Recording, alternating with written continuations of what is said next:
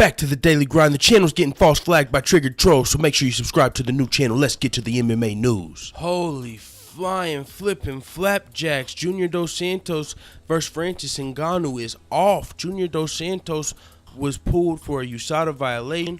Holy crap, that's a huge blow to UFC 215.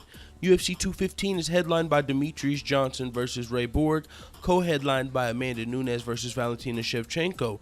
This was the only other fight people really gave a fuck about. Unless I'm forget, I can't name any other cards off the top of any other fights on that card off the top of my head. Wow, you remember? This is crazy because you remember Dana White said whenever he's upset with Amanda Nunes and Demetrius Johnson, he said, "Okay, you want to fight Ray Borg? We'll see how well your pay-per-views do, and we'll see how many people buy the tickets." And it's just weird. Maybe Dana White would say it's Demetrius Johnson's karma, for not wanting the super fight. Now you got Ray Borg, and a huge blow to the pay-per-view was just dealt. So that means people, on top of this being the pay-per-view right after Floyd Mayweather, Conor McGregor, how many people are going to pay $100 to buy Conor McGregor versus Floyd Mayweather, then turn around and pay another $60 to pay for Demetrius Johnson and Amanda Nunes? How many casual fans? Hardcore fans with money will do it. But if you're just a hardcore fan and you can only pick one or the other, you're getting Conor Floyd. If you're a casual fan, you're getting Conor Floyd. If you're a casual fan, you might have been tuning in for Junior Dos Santos versus Francis Ngannou. And that's gone.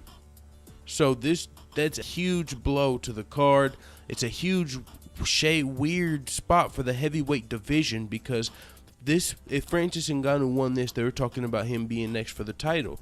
Because Junior Dos Santos was the most recent person to lose to Stipe Miocic, the champion. So this fight, it's so weird because we just had Derek Lewis versus Derek Lewis versus Fabricio Verdum scheduled. So the winner of that could possibly fight Francis. Now, is Francis going to fight someone on short notice?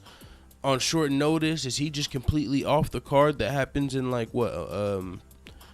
couple weeks from now, 2 weeks from now. It happens 3 weeks from now. Are we going to have a heavyweight that's able to step up and fight Francis now? That would be dope. Is Francis's team going to want that, or do they just want the top 5 contenders now? I don't think they should do that, but what about Cain Velasquez? They were talking about Cain Velasquez being in line for the next title shot, but is he injured? Is he healthy? When is he coming back? If Cain Velasquez is able to come back, that would be the fight for Stipe. But if he's injured and Francis Ngannou can't fight Junior Dos Santos now to earn his title shot, who does Francis Ngannou fight? Does he just get an immediate title shot? He's on a 4-fight, 5-fight finishing spree, in the UFC, undefeated in the UFC, all finishes. Maybe he just gets a title shot now. I know some people would be like, fuck no, he's going to get smoked by Stipe. But who gets the next title shot? Alistair Overeem, who just beat Fabricio? Does Alistair get another shot at Stipe? I mean, I would like to see that, but do the fans want to see that again already? Alistair versus Stipe? I mean, we just seen that before Junior Dos Santos.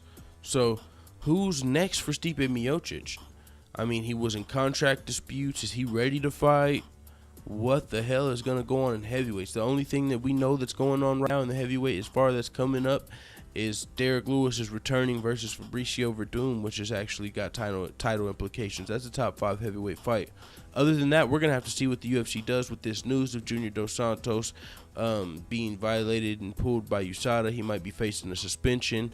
What he was popped for, it wasn't actually a PED, they're saying. It was a diuretic, a masking agent that's used to mask PEDs. So, it was kind of like these other guys like Jon Jones and Brock Lesnar. They didn't get caught for a steroid. They got caught for an estrogen blocker, which you use after steroids. So, I mean, just like Jon Jones and Brock Lesnar, this isn't an actual steroid, but it's banned by USADA. That's the problem. With it being banned by USADA, he's going to have to, suffer the same thing as Brock Lesnar and Jon Jones and all these other guys that get popped. It doesn't matter if it's a steroid, a diuretic, IV, estrogen blocker. It's all banned. So they're gonna get that. You could just miss the test, like Nick Diaz. He didn't have nothing in his system, and he's getting a damn suspension. You know what I'm saying? He's getting just for not being, just for not being there, not telling them exactly where he's gonna be 3 months in advance. If his plans change, then sucks for you. You're getting banned by USADA because you weren't where we needed you to be. That's what Nick Diaz is going through right now. It's a, whereabouts failure. He didn't have. So this is my question: is USADA hurting the UFC?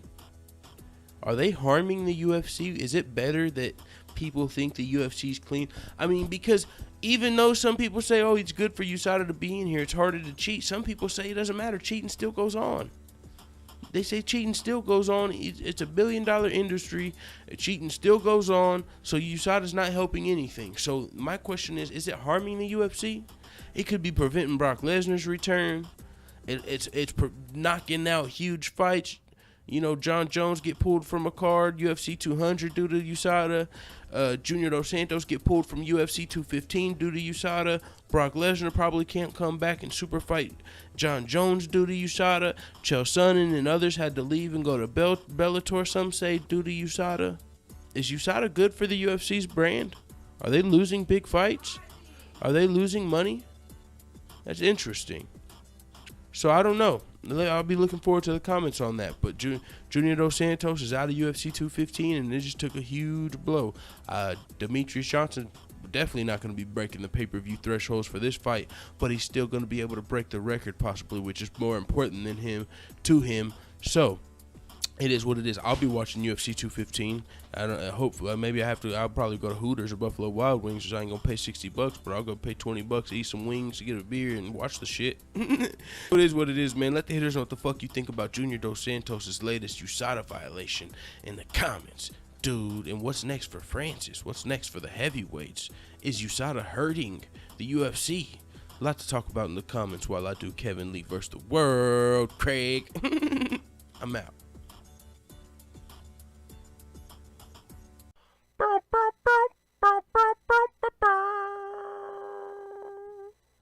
Why can't bikes stand up on their own? Because they're too tired.